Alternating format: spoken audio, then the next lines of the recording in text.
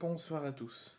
Et oui, je suis de retour après quelques jours, quasiment une semaine d'absence. Je suis actuellement en service civique, donc je travaille actuellement tous les jours de la semaine. Donc j'ai très peu de temps pour vous faire des vidéos. Et comme on est le week-end, j'aurai tout mon week-end pour vous en faire. Donc je vous en fais à partir de ce soir.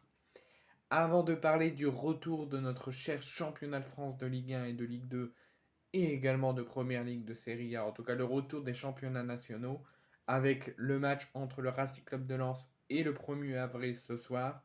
On va revenir un an en arrière, et on va aller voir la Coupe du Monde au Qatar, qui s'est passée en 2022, avec le sacre face aux Bleus des Argentins de Lionel Messi.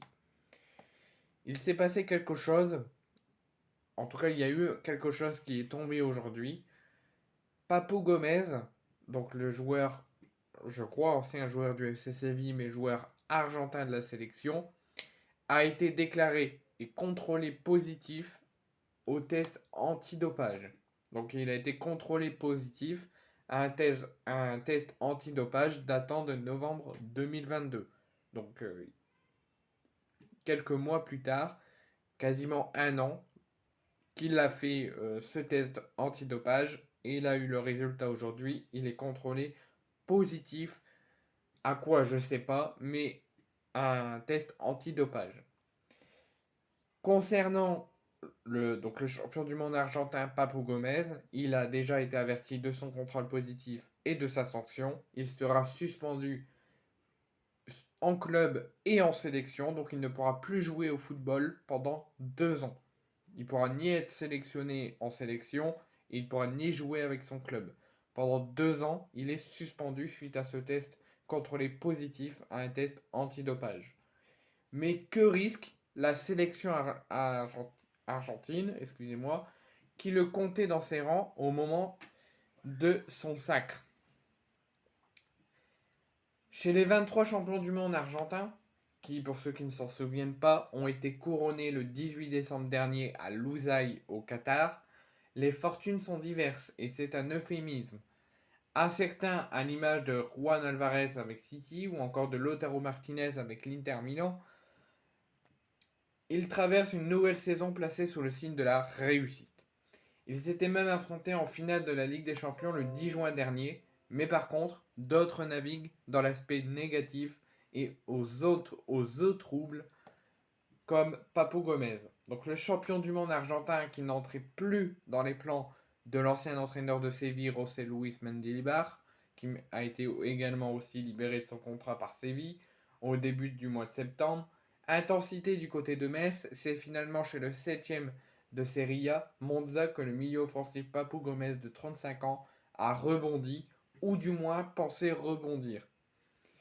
Il n'en sera probablement rien, puisque suite à ce test contrôlé antidopage et effectué au mois de novembre 2022, il, il, il est officiellement suspendu pour 2 ans. Donc il a l'interdiction de jouer au football, que ce soit en sélection ou en club. Il n'en sera probablement rien, puisque donc voilà, qu'il devait être suspendu pour un contrôle antidopage datant de novembre 2022. Donc voici en ce qui concerne Papou Gomez. Il a reçu son contrôle positif.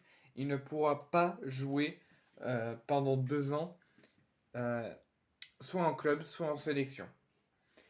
Concernant l'Argentine, est-ce que l'Argentine va être sanctionnée? Ou est-ce que l'Argentine va être déchue de son titre de champion du monde? Là, ce serait vraiment une grosse bombe dans le football. Et là, il va falloir se poser la question, est-ce que la France va être sacrée? Est-ce qu'on va devoir rejouer la finale?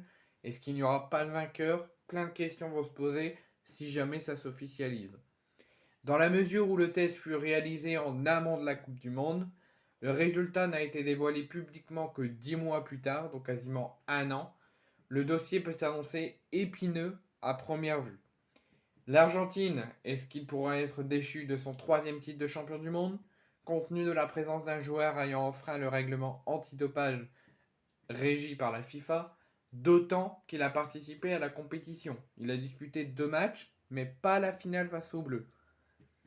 Si l'on se tient au texte du Code mondial antidopage, lequel harmonise les règlements des différentes organisations sportives et des autorités publiques à travers le monde, il n'y aura pas de rétroaction où le texte indique que ni l'équipe nationale ni le club du joueur concerné ne courent le risque de se voir retirer un titre dans ce cas de figure.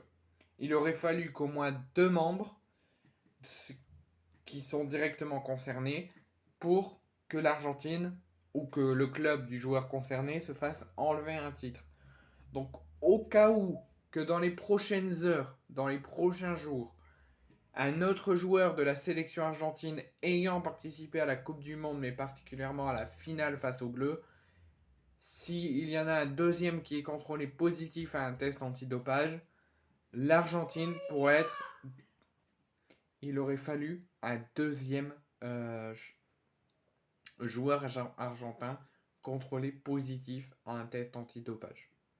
Donc si dans les prochaines heures ou dans les prochains jours, on nous annonce qu'un deuxième joueur argentin est déclaré positif à un test antidopage, là, ça risque d'être le tournant et l'Argentine pourrait être déchue de son titre de champion du monde.